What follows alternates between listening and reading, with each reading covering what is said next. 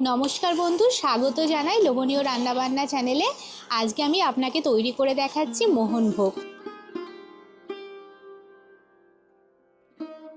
এই মোহনভোগ তৈরি করার জন্য আমি হাফ লিটার এটা প্যাকেট দুধ আছে, হাফ লিটার পরিমাণ প্যাকেট দুধকে আমি প্রথমে জাল করে নিচ্ছি। আপনারা চাইলে এটা হাফ লিটার গরুর দুধ দিয়েও এই মোহনভোগটা তৈরি করতে পারেন।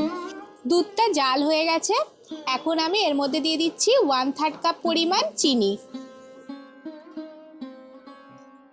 এখন চিনিটা দিয়ে দুধটাকে খুব ভালো করে ফোটাতে হবে। এই মোহনভোগ আপনি তৈরি করে ভগবান শ্রীকৃষ্ণকে আপনি ভোগ দিতে পারেন। তো আপনারা দেখুন আমি কিভাবে এই মোহনভোগটা তৈরি করছি। দেখুন দুধটা ঘন হয়ে গেছে, আমি এখন দুধটাকে নাবিয়ে রাখবো। এখন আমি ইন্ডাকশানে অন্য একটা কড়াই বসিয়ে দিলাম। কড়াইয়ে আমি 1/4 কাপ পরিমাণ গাওয়া ঘি দিয়ে দিলাম। এখন আমি একটু ইন্ডাকশানের পাওয়ারটা কমিয়ে দেব। এতে আমি হাফ চা চামচ দিয়ে দিচ্ছি মৌরি, আর একটা আমি তেজপাতাকে দিয়ে দিলাম। জাস্ট কয়েক সেকেন্ড একটু ভেজে নেব, জাস্ট একটুখানি নাড়াচাড়া করে নেব এটা। এর মধ্যে দিয়ে দিচ্ছি 1 মুঠো কাজু, এর মধ্যে 1 মুঠো কিশমিশ দিয়ে দিচ্ছি। কিশমিশটা আপনারা তেলে মানে ঘিয়ের সাথে না ভেজে যখন দুধটা ফোটাচ্ছিলেন চিনি দিয়ে তখনও দিয়ে দিতে পারেন। আমি একটু ঘিয়ে ভেজে নিচ্ছি। এখন আমি এর মধ্যে দিয়ে দেবো 1/3 কাপ পরিমাণ বেসন, আর আমি এতে দিয়ে দিচ্ছি হাফ কাপ পরিমাণ সুজি। এখন বেসন আর সুজিটাকে ঘিয়ের সাথে ভাজতে হবে, একটু সোনালি রং করে ভাজবো, একটু হালকা সোনালি রং করে ভাজবো। বন্ধু আপনি যদি এখনো পর্যন্ত আমার চ্যানেলটাকে সাবস্ক্রাইব করে না থাকেন, এই রকম নতুন নতুন রেসিপি পেতে আমার চ্যানেলটা কিন্তু আপনি সাবস্ক্রাইব করে নেবেন। যে কোনো পূজার ভোগে এইভাবে আপনি মোহনভোগ বানিয়ে ভগবানকে ভোগ নিবেদন করতে পারেন।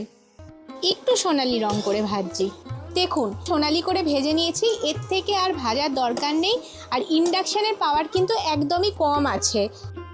ইন্ডাকশানটাকে এখন আমি একটু বন্ধ রাখলাম, আপনারাও গ্যাসটাকে এই সময় অফ করে দেবেন। এখন আমি যে দুধ আর চিনির মিশ্রণটা করে রেখেছিলাম সেটা আমি আস্তে আস্তে এর মধ্যে দিয়ে দেব। এটা দিয়ে ভালো করে মিশিয়ে নেব।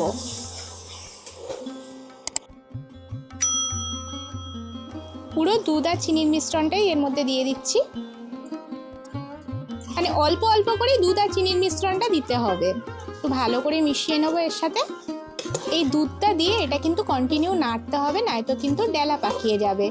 আমি অল্প অল্প করে দুধ মিশিয়ে এটাকে নাড়াচাড়া করছি।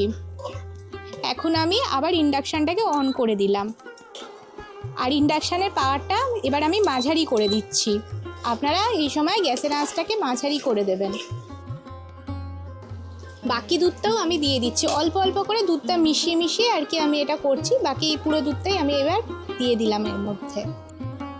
একটু ভালো করে মিশিয়ে একটুখানি আমি এই সুজি আর বেসনের মিশ্রণটাকে ফোটাবো, যাতে এর মধ্যে যাতে কোনো ডেলা ডেলা ভাব না থাকে। ভালো করে মেশাতে হবে। দেখুন ভালো করে মিশিয়ে নিয়েছি, সুজিটাও দেখুন খুব সুন্দরভাবে ফুটে উঠেছে। এখন আমি এর মধ্যে দেব, এর মধ্যে আমি হাফ চা চামচেরও একটু কম দিয়ে দিলাম জায়ফলের গুঁড়ো। জায়ফলের গুঁড়োটা আমি ভালো করে মিশিয়ে নেব। আর হাফ চা চামচের একটু কম দিয়ে দিচ্ছি গোলমরিচের গুঁড়ো। ভালো করে মিশিয়ে নিচ্ছি। মানে যখন এটা দেখবেন সুজিটা ফুটে উঠেছে, এবার নাবানোর সময় এগুলোকে ভালো করে মিশিয়ে নিতে হবে।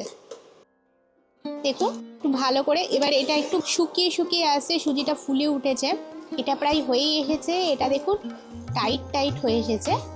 এখন আমি এটা এবার নাবিয়ে নেব। ব্যাস মোহনভোগ আমার রেডি। এখন আমি এটা নাবিয়ে নিচ্ছি। এখন একটা থালার মধ্যে আমি অল্প পরিমাণ একটু ঘি মাখিয়ে নিচ্ছি। আপনারা ব্রাশ করে নিতে পারেন, আমি এটা আপনাকে হাত দিয়ে দেখাচ্ছি। এখন এই মোহনভোগটা এর মধ্যেই সেট করে নিতে হবে। এখন ভালো করে এই থালার মধ্যে আমি একটা খুন্তির সাহায্যে ভালো করে সেট করে নেব। দেখুন বন্ধু আমি পুরো মোহনভোগটা একটা চৌকো শেপ করে নিয়েছি, এইভাবে আপনারাও করে নেবেন। এখন আমি এর মধ্যে কিছু কাজুর গুঁড়ো নিয়েছি, একটা মানে 5-6টা কাজুকে আমি গুঁড়ো করে নিয়েছি। এটা জাস্ট ওপর থেকে ছড়িয়ে দেবো, উপর থেকে ছড়িয়ে দিলাম। এটা এখন থাক, এটাকে আমি ঠান্ডা করে ফিরে এসে আপনাকে কেটে দেখাবো এই মোহনভোগ কেমন হয়েছে। এটাকে একটু ঠান্ডা করে কাটতে হবে, এটা এখনও গরম আছে। দেখুন বন্ধু, মোহনভোগটা ঠান্ডা হয়ে গেছে। এখন আমি এই মোহনভোগটা আপনাকে কেটে দেখাচ্ছি কেমন হয়েছে। ধারটা কেটে নিলাম, এতে কি হবে, জিনিসটা প্লেন তৈরি হবে।